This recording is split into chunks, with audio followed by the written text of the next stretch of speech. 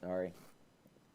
Good morning. Good morning, everybody. It is Friday morning, December the 4th, 2020, and it's good to be on together this morning on our daily manna. Let me say good morning to everybody. Good morning, Mama. I love you. I hope you're doing well this morning.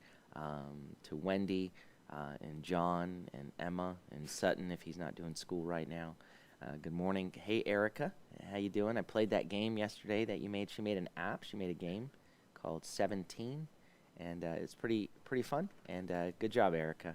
And shalom, good morning to Terry and Charlene. Charlene, I was gonna wear, I had actually on my my Yankees beanie this morning, but I thought you might think I looked too cold this morning, but it was in the 30s this morning, and it was cold outside, because when I take the dogs out and water the plants and stuff, it was really cold. And good morning to Menyan and Rashad. Good morning, you guys, and to Kelly. Hope you're doing well. Let's see here, and we've got, let's go over here, and we've got Pastor and Sister Martinez. Good morning to you guys. Good morning to Dayspring in Scotland, or what time? It's 7. Good afternoon in Scotland, in Edinburgh, right? So it's good to have you with us this morning, it's morning here. You get it. You can keep making. If I say good morning, just translate it into Scottish for me, into late evening. You got to say it with the accent. All right. And let's see here, and we've got. Someone testing something out. Oh, that's it. Okay. All right. And we got Ron and Amy. Good morning to you. Good morning to Carol. Okay. And to Jerry and Janet. Good morning, Jerry and Janet. So, and you guys can, and Jerry and Janet, they say hi to Dayspring, and Dayspring says hi to Jerry and Janet. All right. To your parents. All right. Well, hey, let's, this morning we're in one of the great Psalms. I mean, I know it sounds like I say that a lot, because I probably do, but it's really, it is one of the greats. We were just playing the song, Psalm 34, and it is, I think what I love, there's a lot of stuff that I love about this psalm. And I think the thing I love about this psalm the most has everything to do with the combination of the content of the psalm with the context of the situation. That in many ways you would think that the content and the context don't go together. But see, what you come to discover is the content of the psalm does not reflect the context. It is to enter into this context, because it opens up, the psalm opens up, it's a psalm of David when he feigned insanity before Abimelech, who drove him away, and he left. So this is a moment for David when things are at the worst. This is one of his lowest moments. David has discovered he's been serving in the court of the king. He's, and now, the whole story with him and Jonathan with the arrows, and he's like, I got to run, and he goes and he runs, and now he's gone to Ahimelech and to the priest, and they've fed, and he's been fed there, and now he's got Goliath's sword, and he's still on the run, and it said, we read in 1 Samuel 21, it says, but that day, then David got up and fled that day from Saul and went to Achish, king of Gath. So now David, who has slain Goliath of Gath, is at such a point of desperation that he has gone to the place of his enemies. He's gone to Achish, king of Gath. But Achish's courtier said to him, isn't this David, king of the land? Which is right out of the gate, that's a little scary for David, because part of why he's on the run is Saul thinks that David is a threat to him. Saul thinks that David is he stirring up a rebellion? Yesterday we looked at a psalm from the other end of time when David is king and his own son is in fact stirring up a rebellion. But this is David in his youth, and he shows up in at Philistia, and the king's guys say, "Hey, I think this is actually the king," and that's a little no. But isn't he the one they sing about in their dances, saying Saul has slain his thousands and David his 10,000s? Verse 13 says, David took these words to heart, and he became so afraid of King Kccp that he changed his demeanor before them and acted like a madman while in their hands, scribbling on the doors of the gate and letting his saliva run down his beard. So here he's gone from a guy that they're singing about, that he's a man of valor. He is defeated fearlessly. When he went to the battlefield and said, "Who is this?" As all his brothers and all the warriors, he goes, "Where are the mighty men of Israel? Where are the Chayalim? Where are the mighty warriors of Israel?" And they're all hiding out. And who is this uncircumcised Philistines that he should defy the armies of the living God? And so this young man of courage, of idealistic trust, of faith and trust in the Lord, right? And it's not idealistic in a negative way. It's just with full trust, and is not intimidated by the giant, even though all the mighty men are, right? And so now here he is, full of fear, drooling down his beard, scribbling on the walls like a crazy man. It says, then Achish said to his courtiers, "Look, you can see the man is insane. Why did you bring him to me? Do I have a shortage of crazy people that you brought this fellow to go crazy on me? Is this one going to come into my house? Like, I got to, yeah, thanks. We're going to pass. We're going to pass on David." So David walked from there and escaped to the cave of Adullam. When his brothers and all his father's house heard about it, they went down there to him. Anyone who was in distress, anyone in debt, and anyone embittered rallied around him, and he became their leader. And there were about 400 men with him. So now you got David in the cave, right, in the cave of Adullam, and so that's the context. That's the context in which we get this content, in which he wrote this psalm. It was when he had fled. So now he's in the cave of Adullam after that humiliation, running for his life from a king that he has been serving, that his heart is not in rebellion against this king. Though Samuel has come and poured the oil down his head, he is not seeking to assert himself. He's waiting on the Lord. And so now these that are distressed, these that are bitter, those that are indebted, they've all come, 400 of them, to him. And he doesn't lead them in a song, in a country music song, an old-fashioned country music, "Poor me, I lost everything." It's not what he does. He doesn't go into self-pity. He doesn't go into woe is me.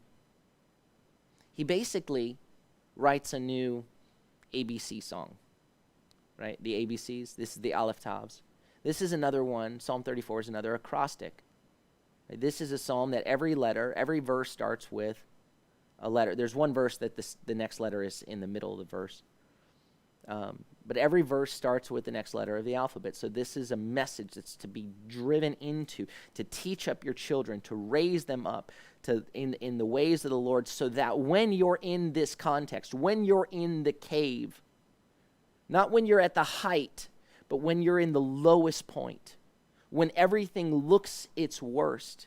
This isn't a song that he wrote after defeating Goliath, when everyone was singing his praises. This is a song he wrote to instill in our hearts when things are at their worst. That in this context, I open up and I say, and the first letter is Aleph, Aleph is Avaracha. I will bless ADONAI at all times.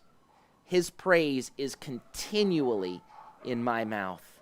I'm in the cave surrounded by 400 malcontents, bitter, indebted, despairing people.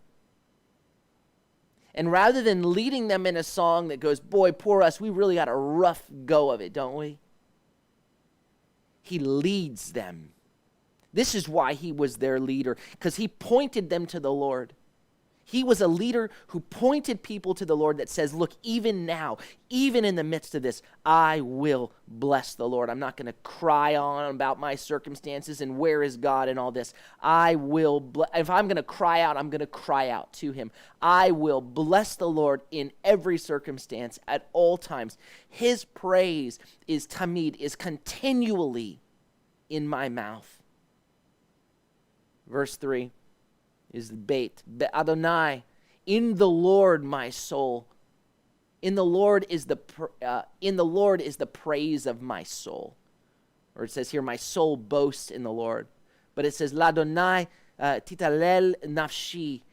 In the Lord is the praise of my soul. The praise of my soul is in him. The boast of my soul, what I look to, is in him. The voice that is lifted up from the depth of me is focused in him. The humble ones, and the word humble here is the anavim, the poor, the afflicted, the 400 that are around him. The afflicted hear it.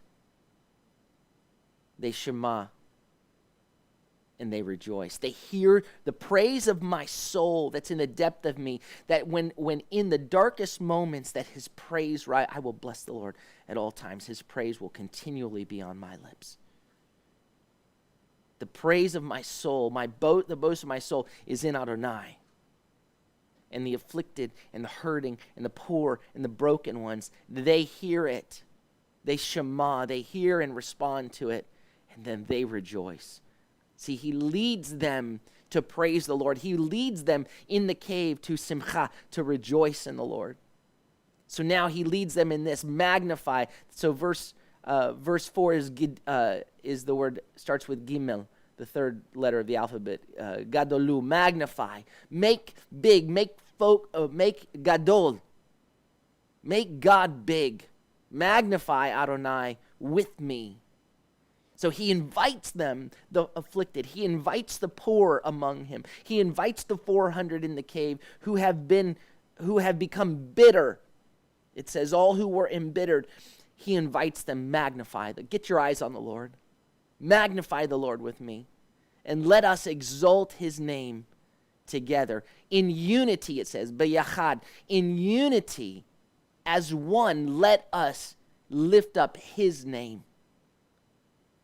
And then the next letter is dalet, and it begins with darashti. I sought, from the word darash, like when we say midrash, we're talking about kind of digging into the word, a midrash, and expanding into the word. It's an investigation. I sought, I looked. I sought the Lord. He didn't just go, he's not just waiting passively, lazily, for God to show up. He is pursuing the Lord. In the cave, where is God in all this? He doesn't say that from a place of disillusionment and bitterness, but from a place of, I'm going to seek. I sought the Lord. I investigated. I looked in every nook and every cranny. I sought the Lord, and he answered me. And from all of my fears, from all of my terrors, meguroti, from my terrors, he snatched me. Natsal, he snatched me. He delivered me. He snatched me away. So he's saying that in faith, because just a minute ago he was in the land of his enemies, in the area of the king, and all of a sudden his life became endangered when they're like, hey, I think this is actually the king of Israel who they sing about. And all of a sudden he's in danger, so he acts like a crazy man to go, oh, he's not a threat, right? So the Lord, he's saying, Lord, you snatched me from all my fears. You delivered me. He's not walking around going, I really came up with a really good plan. I was smart. I acted nuts. No, he gives God the glory. The Lord delivered him from all his fears. The next verse 6, begins with the letter He. Hibitu, the beholding ones, the ones looking at, is from the word nabat, to behold, to look around, like where you kind of look and accept as an act of grace, to look at the situation. And it says, those who looked, who beheld the Lord, who looked upon the Lord, it says they were radiant. They were light. They were shining. Those who beheld the Lord were shining. And in the middle of this verse is where we get to, we have the vav, which makes a oo sound here, because it's the letter and, or the word and is also the letter vav, and it says ufnehem, and their faces, ufnehem, and their faces will never be ashamed, and their faces will never be dismayed, ashamed. Those who look to him, who behold him, whose eyes are on him, magnify the Lord with me, exalt his name together. Focus on him. I sought him. I investigated. I sought him, and he delivered me from every one of my terrors. Those whose eyes are on him, who behold him, who look to him, will not be dismayed, will not be ashamed. Right? Their faces will not, their faces won't be darkened. The next verse, verse 7, begins with the letter Zion, which with the word zeh, which is this man, this afflicted man, he says. Ze ani kara. So he's among all the afflicted around him, heard. All the poor, the humble, the afflicted. And he says, this one, me, I'm one of 400, of the 400. I'm not above them, he says. This afflicted man, I'm not better than you. You don't know what I'm going through too. People come and you don't know, David, what I'm facing. He says, well, I don't know. But this afflicted man cried out. This afflicted man, kara, he called out. And Adonai shema. Adonai heard and saved him out of all his troubles. And from all his distresses. The word, again, tsar, for troubles, is narrow places. It's narrow. It's a tight place. I don't have a lot of wiggle room here. This is bad. It's a lot of stress. It's a lot of trouble. And it says in the Lord, Hoshio, and from all his distresses, all his troubles, the Lord delivered him. Verse 8 begins with the letter chet, the word chone. Encamping around him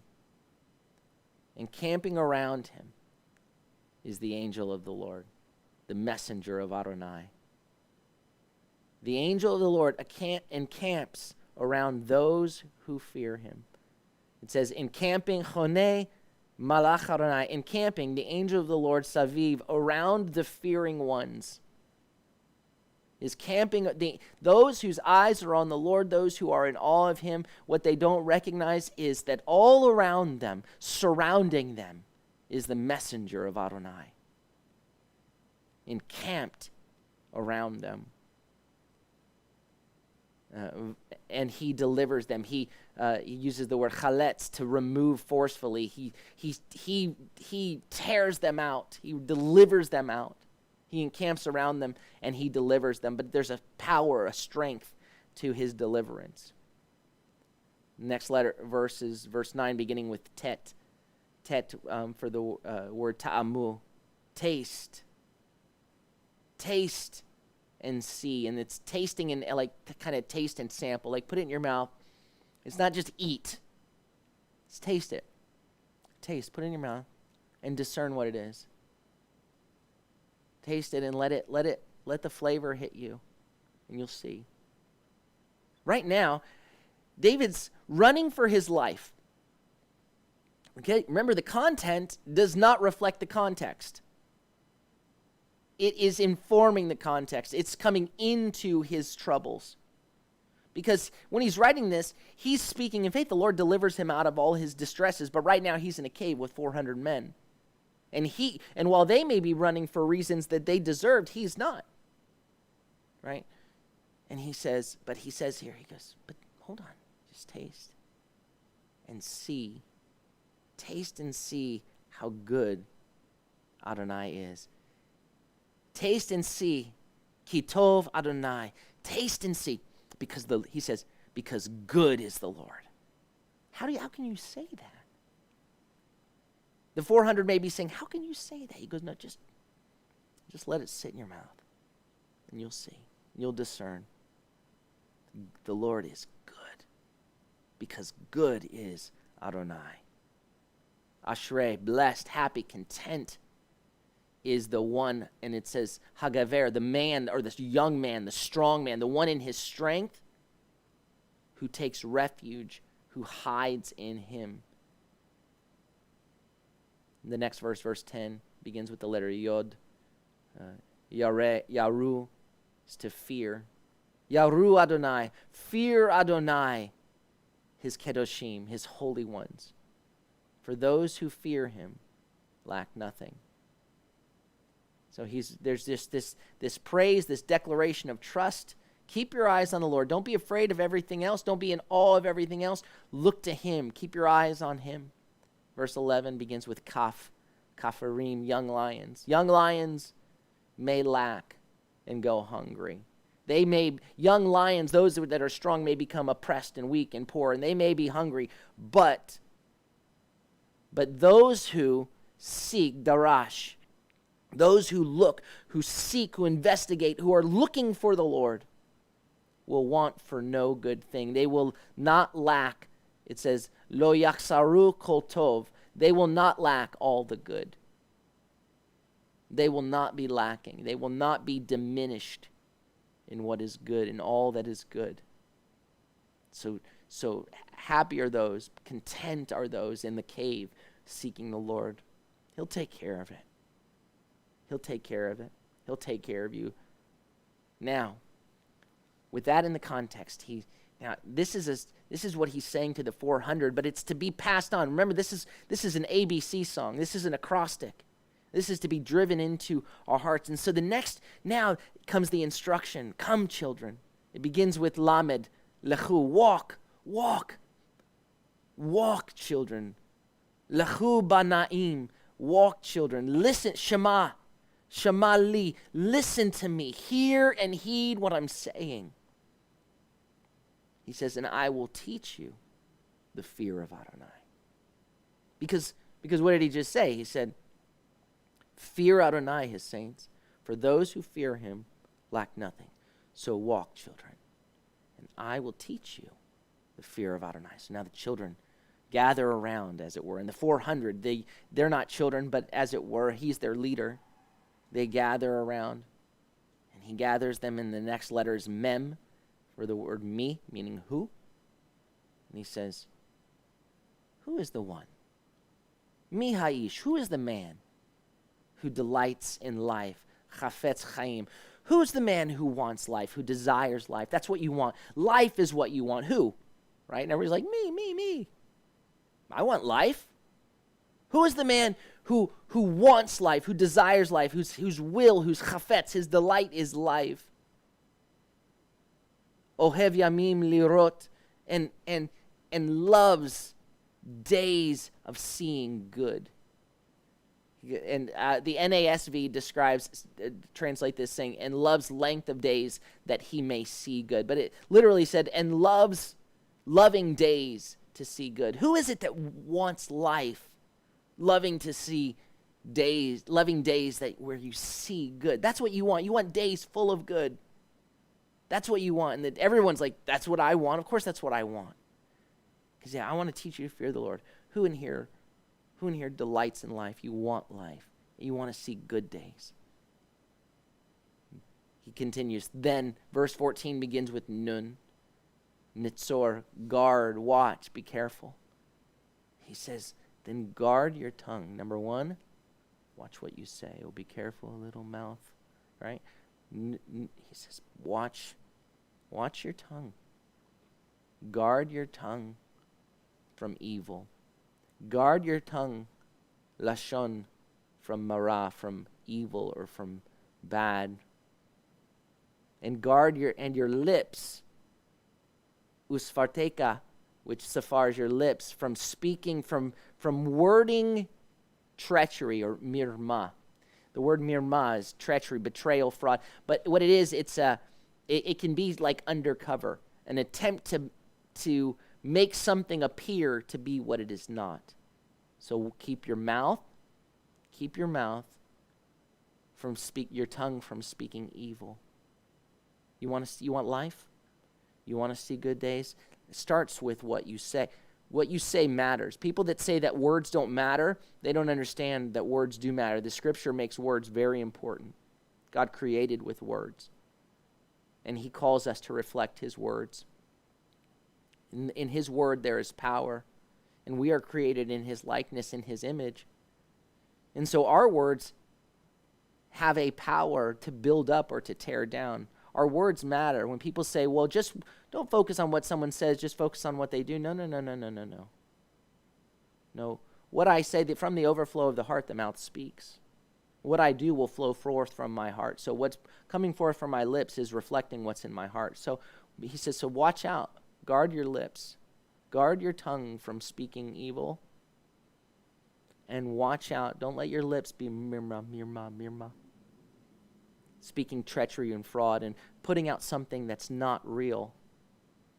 Don't let that happen. You want to fear the Lord? Here's where you start. And then he continues, verse 15, with the letter samech, sur. Sur is basically get off that path. Be a stranger to this. And so he says, verse 15, sur, depart, get away from evil, from merah, from bad, and va'aseh, and do or make tov, do good. Get away from evil, run from evil, and do good. Right? We're told to flee temptation, to flee, get away from all of it. Don't let it stir up in your heart. Don't speak it and don't do it. Don't speak evil and don't do evil. It starts with speaking and then follows with doing, and both matter. You want to fear the Lord? Watch your lips. Watch what you're saying. Speak truth, not deceit. Get away, run from evil, and do what is good. Verse 16 begins with the letter ayin for the word ene, which is the eyes. The eyes of Adonai are on the righteous. The eyes of Adonai are toward the righteous. He's watching, are upon you. You're in the cave and he's not lost sight of you. We better stay righteous with our lips and righteous in what we do, because the eyes of Adonai are on the righteous, and I want his eyes to be upon me, David says.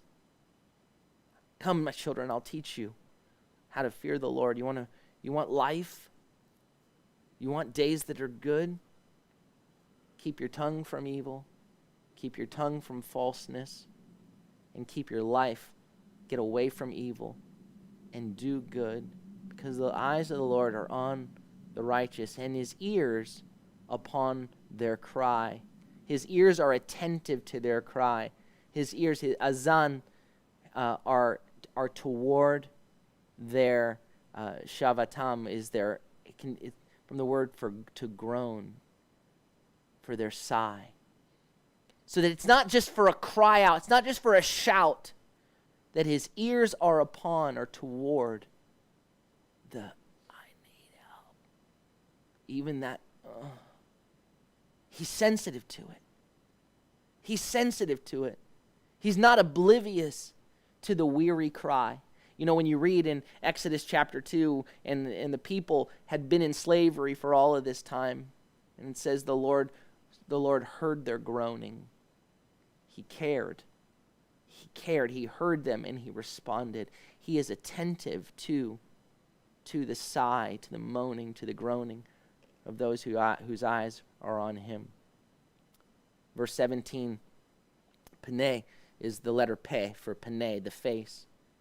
The face of Adonai is against evildoers. It basically says the face of Adonai with those doing evil is to cut off the memory of them from the earth, is to cut off their legacy, is what it's basically saying. And that's his face concerning those who are doing that which is evil or bad. His face is to cut off that legacy from the face of the earth. So, so if you're teaching, say you've gathered the children around and you're using this as as a teaching tool, and you get to this verse and you remember that in Egypt, right, the Pharaoh forgot Joseph's name. A Pharaoh who no longer knew Joseph's name, began having children, having the little ones killed. And there were two midwives, and the scripture mentions them. Their names are Shiphrah and Puah. And they were midwives who actually were saving children. They were saving children. It's a great story in Exodus chapter 1. It's this great story. And what you know is that the forgetting Pharaoh, the name of the forgetting Pharaoh has been forgotten. But those who walked in righteousness, Shiphrah and Puah, the Lord has spoken their names and reminded us of their names. So they are remembered. His legacy, his memory is cut off. We don't know who he is. He's just the forgetting Pharaoh. But we know two midwives, Shiphrah and Puah. So as teaching the children, the eyes of the Lord were upon Shiphrah and Puah, were not unseen by the Lord, and he was attentive to the cry of his people. And the legacy of the forgetting Pharaoh is he is forgotten, except for his wickedness. Whatever he did is no longer his legacy. The next verse 19, begins with kof, for the word karov, to draw near, to approach, to come close to. So it says, he draws near, Adonai. Verse 19, karov Adonai. Everything okay? Okay. Sound like he had something happened with the computer over there. Adonai is close to the ones of shattered heart. That's what it says here. He's close to the brokenhearted. He's close to those whose hearts have been smashed. This is what David is reminding. He's telling the children. He's reminding the 400 around him in the cave. Adonai is close to the brokenhearted. And those and the spirits that have been crushed to dust, he delivers. Yoshia, he saves. Those whose spirits have been crushed, are down to dust, he can deliver you. In a place of utter hopelessness and utter weariness, he is close. He draws near to the brokenhearted, to the crushed in spirit. The next verse, verse 20, Resh, Rabim, great, many, a multitude. So someone might say, well, here's the problem sometimes with a psalm like this, is if you're teaching your children, hey, you're saying everything always goes good for the righteous? No, it's just the Lord's eyes are on you. It doesn't say he'll never have troubles or distresses. It doesn't say he won't face difficult things. It says that he will deliver you from them, that he will bring you through them, right? That he is with you. His eyes are on you. His ears are attentive to your cry.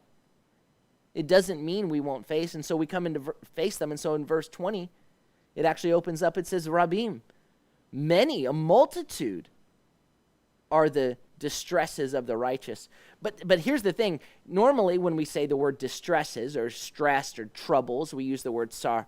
It's the word, the scripture uses the word sar, the tight place, the stress. But this actually uses the word ra'ot, the evils, the calamities, the bad things. It says there's a multitude of bad things that happen to the righteous. Just so you know, just so you don't grow up to be disillusioned when it seems like a multitude of bad things are happening. In the cave, I will bless the Lord at all times. His praise will always be on my lips. And here's the thing, though. His praise is going to be on my lips, right? Not evil on my lips, not mirmar on my lips, not falseness on my lips, but his praise is on my lips. And even in the midst of the difficulty, a multitude of calamities can happen to the righteous. But Adonai delivers them out of them all. Natsal, he snatches them from all of them. Now again, the timing on that, the length of time it took, how long was it before David was actually on the throne and not running from Saul for his life? Right? It was a decade. But there was an assurance even early on that the Lord will snatch him out of this. And he'll have his moments where he hits emotional depths, but even he comes back to, I will bless the Lord at all times. His praise will always be on my lips. We're almost done. Verse 21, Shin, begins with the letter. Shin is shomer, to keep, to guard, or preserve. Shomer kol atzmotaev. All of his bones, or his whole body, his etzem means bones or skin, body, himself. He guards, preserves his whole body, it says. He preserves all of his bones. Not one of them, or not the first of them, is broken, is shattered. He's got it. Every bone he's going to guard and protect. He's got you. He'll deliver you. It may feel like he's not. It may feel like it's not fast enough. It may feel like I shouldn't be in this cave. But I will bless the Lord at all times. The Lord is good. Taste and see. In the cave, taste and see. Just wait. Just don't make a quick judgment. Let it sit in your mouth and see. Because the Lord is good. Verse 22. Here's what the end is going to look like. It says, verse 22 begins with the last letter of the alphabet. It's Tav, which is the word temotet from the word mot, which means it slays, or it executes, it kills. So it says it executes the wicked ones, evil. Evil. Their wickedness, their evil, their sin, their selfishness is the executioner of the wicked. What kills them is their own wickedness. So you're in a cave thinking that you're being, that where is God in all of this? But bless the Lord at all times. Keep him keep his praise on your lips. Keep your eyes on him, because his eyes are on you and his ears are attentive to the cry of the righteous, to those who fear him. So how will you fear the Lord? Watch your lips and watch your life. Watch what you say and watch what you do, and walk in his ways, because the wickedness will be the executioner. Evil will be the executioner of the wicked. And those who hate the righteous, or Vasaneh Tzaddik, those who hate righteousness, those who are an enemy and enemies of righteousness, will be held guilty. They will, Yeshamu, they will be held to account. They will be held guilty. And now we come to the final verse, which is no longer part of, it's sort of like, now I know my Aleph Tavs. It's kind of this closing line. We've gone through all the letters of the Hebrew alphabet. And we come to verse 23. Adonai redeems, he ransoms the soul of his servants. David's in a cave. I will bless the Lord at all times. His praise will always be in my lips. He's talking to the 400 around him that feel alone, that feel isolated, that feel like, where are the righteous? What's going on? I'm in the land of Israel, among the people who are to be the people of God. And I feel like a minority among my own people, hiding away in a cave. I will bless the Lord at all times. His praise will always be on my lips. Taste and see. The Lord is good. He is good. I sought the Lord. It wasn't easy always to see in the cave. I sought the Lord and he answered me. He delivered me from every terror, from every fear. Oh, fear the Lord. You want to know how to fear the Lord? Watch what you say and watch what you do. Watch your heart, right? Because the Lord, he says, the snake's going to eat its own tail. Evil is going to destroy the wicked. And they'll be held guilty. The Lord redeems the soul of his servants. No one, and it literally says, because it says in the previous verse, it says, they will be held guilty. But it says here, velo yeshamu, and not guilty will be all who hide in him. And not held guilty will be all who hide in him. Run to him, let him be your refuge. Right? He is my strength. He is my fortress. He is my deliverer. In him do I trust. I will bless the Lord. Today, however you're feeling, look, we have moments, don't we? We have seasons. Eyes on him. in the cave, lift a voice of praise to him. I will bless the Lord at all times. His praise will continually be on my lips. Let his word continually strengthen who you are. Let the ABCs, the Aleph Tavs of his word, let it be in your heart, so that no matter what, so that when you have the context of the cave and the difficulties and darkness, surrounded by people who have been embittered by life, that rather than speaking forth in bitterness, you speak forth in praise, and they hear it. The other afflicted ones, they hear it, and they respond, and they rejoice. This afflicted one cried out, and the Lord heard him and delivered him from every terror. And let that be continually in your heart. Amen? All right. Well, let me say good morning to anybody that I missed. All right. Good morning to Kathleen. Good morning to Sonia Valenzuela and to Margarita. I hope you guys are doing well this morning. And good morning to, let's see here. Good morning to Joanne. Good to have you on this morning. All right. And good morning to Tina Fowler. Good morning, Tina. And to Elizabeth and Jesse and Philip and Salome. Good morning to all of you as well. All right. So, all right. So, I see on here, Charlene asked if I could put the Hebrew words on the screen so you can see and identify them as I say them. And I can eventually do that. The challenge is every morning, every day, I go through all of this anew. And so by the time for me to move all of the Hebrew, I was able to add some stuff this morning, but I usually don't have the time by the time I do all the studying and preparing to then get the Hebrew put into the slides. So that's the one challenge. I would love to do that eventually. And little by little, I will where I can. So, all right. Well, hey, everybody. May the Lord bless you and keep you. May the Lord make his face to shine upon you and be gracious unto you. May the Lord lift up his countenance upon you and give you peace. Shalom, shalom, Shabbat shalom. Have a beautiful Erev Shabbat, and we'll see you tomorrow morning at 10:30. Shabbat shalom.